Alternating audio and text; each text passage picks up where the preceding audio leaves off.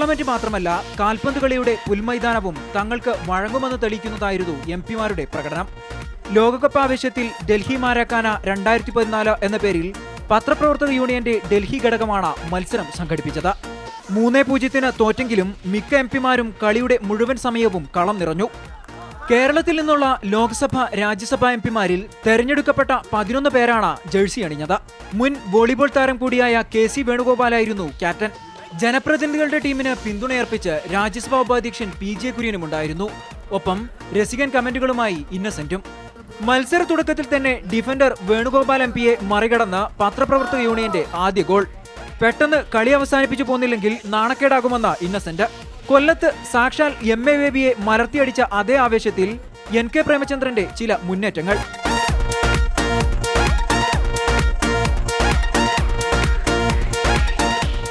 വിഫലമെങ്കിലും ഇടയ്ക്ക് MB രാജേഷിന്റെയും ചില സുന്ദര നീക്കങ്ങൾ. അങ്ങനെ കാൽപന്ത് കളിയുടെ അടക്കവും വഴക്കവുമായി 11 എംപിമാരും ജസോളയിലെ DDA സ്പോർട്സ് കോംപ്ലക്സ് മൈതാനത്ത് പന്തു തട്ടി. കളി ആവേശകരമായിരുന്നു. എങ്ങനെ നോക്കിയാലും ഞങ്ങൾ ബ്രസീലിനേക്കാൾ മികച്ച ടീമാണെന്ന് തെളിയിച്ചു. 3 ഗോളേ വഴങ്ങിയിട്ടുള്ളൂ.